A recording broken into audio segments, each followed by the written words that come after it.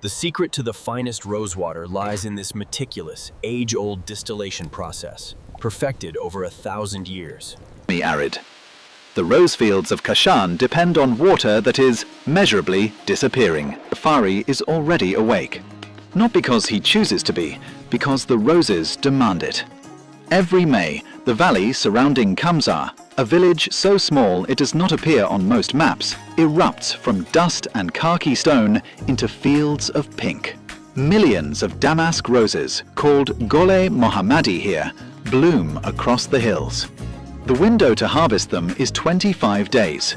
Miss the morning, lose the fragrance. Miss the season, lose the year. Ghaffari is 65. His father, now 90, ran the family distillery before him. His son, Ali Reza, works beside him now. 3 generations, 1 craft. The same copper pots. But Ghaffari has done something his father never did. He built a museum next door, as though he already knows this cannot last forever. The petals must be picked before sunrise. Once heat touches them, the volatile oils begin to escape. By mid-morning, the rose is already half empty. Pickers work in near darkness, breaking stems just below the blossom with practiced fingers, dropping handfuls into cloth tied around the waist. The thorns are constant. No one wears gloves. Gloves bruise the petals, and bruised petals produce bitter rosewater. Bare hands, bare forearms. By the end of the morning, every picker's skin tells the same story. By the time the sun crests the mountains, the field must be cleared. Every minute of daylight costs fragrance that cannot be recovered. The roses must reach Ghaffari's distillery within hours, not the next day, not the afternoon. A petal that sits in a bag under the morning sun loses what a perfumer would call its heart note, the central identity of the scent. What remains is flat, grassy, unremarkable. The entire chain, from field to fire, operates on a clock that no one set and no one can adjust. This is how the world's most expensive rosewater begins. Not in a factory, in a race against the sun. The roses arrive at Ghaffari's distillery still cool from the night air. In Kamsar, most distilleries look like they belong in a museum, because they do. Copper pots the size of oil drums. Brick and mud ovens blackened by generations of fire. Aluminum tubes coiling into pools of cold water. The technology has not changed in 1,000 years.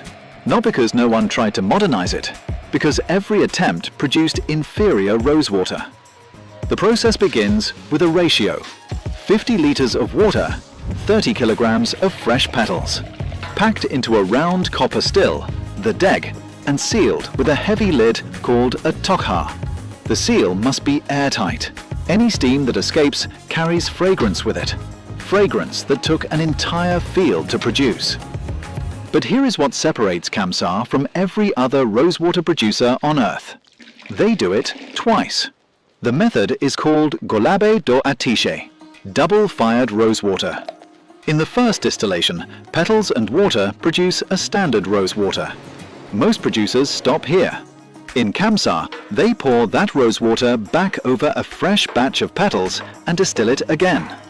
Rosewater on roses. Essence on essence. The result is so concentrated that a single drop perfumes a room. So potent that it barely smells like roses at first. More like earth and medicine. The fragrance reveals itself only when heated.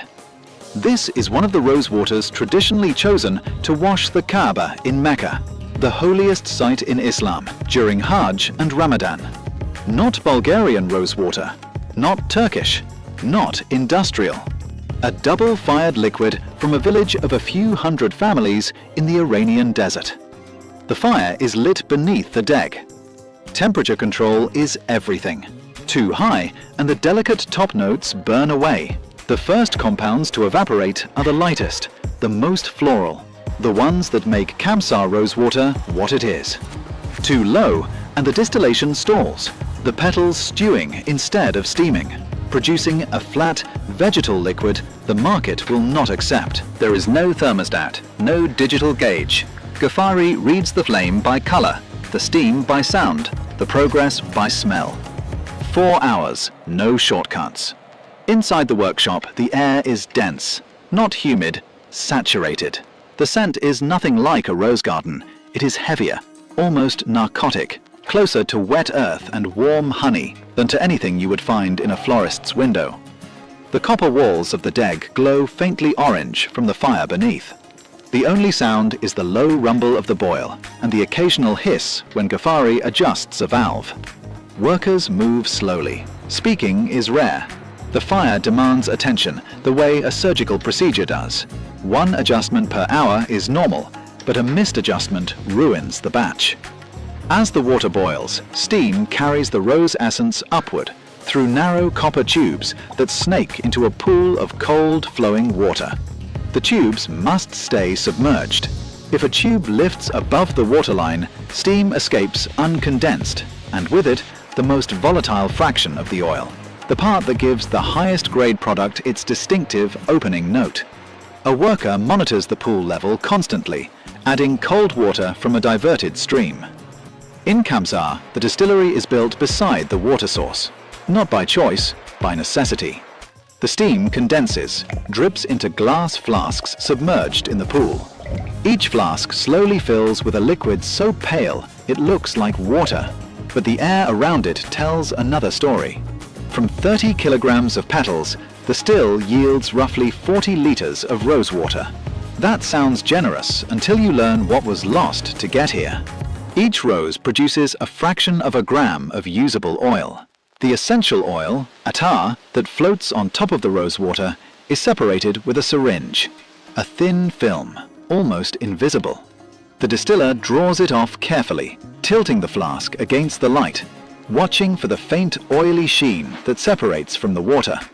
1 flask might yield a few milliliters. This is the substance that sells for upward of $7,000 per kilogram on the global market. It takes approximately 4,000 kilograms of petals to produce a single kilogram of pure rose oil. 4,000 kilograms. Hand-picked before dawn in 25 days. The rosewater left behind is graded. Light rosewater, single distillation, low concentration, is the cheapest. Heavy rosewater uses more petals per liter. Then there is the double-fired, Golabe Doatishe, and at the extreme end, a 3-flower rosewater, distilled 3 times, which almost no producer makes because the cost of petals becomes economically irrational. The grading has no official standard, no government certification. It is enforced by reputation, by nose, and by the memory of buyers who have been coming to the same family for decades. The method may be ancient, but the real question is, why does one of the holiest rituals in Islam depend on rosewater from this one desert village? Avicenna, the 11th century Persian polymath, is widely credited with refining the steam distillation method still used in Ghaffari's workshop today. But research by Dr. Ali Nikbakht at Isfahan University suggests the damask rose was cultivated in this valley 2,500 years ago, long before distillation, when petals were simply crushed into oil by hand. The technique evolved. The valley did not change. The same combination of strong desert sun and cool mountain air that Nikbakht calls uniquely ideal for the Mohammadi rose still exists here. For now. A single still, 30 kilograms of petals, 4 hours of fire, and one mistake can erase it all. Ghaffari loads the deg, lights the fire, checks the seal. 4 hours later, the flasks are opened. The liquid is there, 40 liters, right on schedule. He lifts a flask, inhales, and sets it aside. Flat, muted. Something in the ratio was off. Perhaps the petals sat too long in transit. Perhaps the water temperature spiked during a gust of wind through the open workshop. 4 hours of flame. 30 kilograms of roses picked in darkness. 40 liters of liquid that is technically rosewater but functionally worthless as a premium product. It will be sold as cooking grade, 1/10 the price. The petals are gone. They cannot be redistilled. The day's harvest from that field, gone in a flask that smelled like nothing. There is no sensor for this, no lab readout. The quality check is Ghafari's nose, trained over 50 years, irreplaceable, and getting older every season. The Kashan workshops produce an estimated 15,000 tons of rosewater annually. That number sounds industrial until you realize every kilogram of it was picked by hand. No machine can harvest damask roses without bruising them. No mechanical process can replicate the double-fired method. And the window, 25 days between mid-May and mid-June, cannot be extended. Climate is the threat that no one in Kamsar can negotiate with. Iran is experiencing what hydrologists call water bankruptcy, extracting from rivers, lakes and underground aquifers far faster than they are replenished. Tehran's reservoirs have fallen to 5 to 10% of capacity. The country's president has warned that parts of the capital may need to be evacuated. The worst drought in 40 years has not spared the rose-growing highlands. Over 12,000 Iranian villages have been abandoned since 2002 because of water scarcity. The young leave for Tehran, Mashhad, Isfahan. The average age of rose pickers in Kamsar rises every year. Javad Jafari, 66, has been picking roses since he was a boy, helping his father in their family farm. He finishes before the sun clears the mountains because he has done this for 5 decades. There are fewer hands in the fields each spring. The roses do not wait for replacements. Iran receives just 253 millimeters of rain a year, 1/4 of the global average. 85% of the country is arid or semi-famous river, the Zayande Rud, run dry. A river that once defined the city now exposes a bare riverbed for months at a time. The rose fields are downstream of every policy failure, every miscalculated dam, every rice paddy that should never have been planted in a desert. The rosewater industry exists because the desert blooms. The desert blooms because there is water. The water is leaving. And yet, roses are not rice. They are not wheat. They do not demand the irrigation that has bankrupted Iran's water table. The damask rose is, by the standards of desert agriculture, remarkably efficient, thriving in conditions that kill most crops. Some researchers argue the rose fields represent one of the few forms of agriculture that could actually survive Iran's water future. Critics point to something else: the premium price of Kamsar rosewater, driven by the double-fired method, the Kaaba connection, the festival tourism, gives farming families an economic reason to stay on their land. A reason that cotton, wheat and pistachios no longer provide. When a litre of cooking rosewater sells for a few dollars, it is commodity agriculture. When a bottle of Golabe do Atish sells as a luxury product, it is a lifeline. But the skeptic's argument lands hard. Is the tradition sustainable, or is it surviving on reputation alone? Industrial rosewater from Turkey and Bulgaria can be produced year-round, at scale, with consistent quality and a fraction of the labor.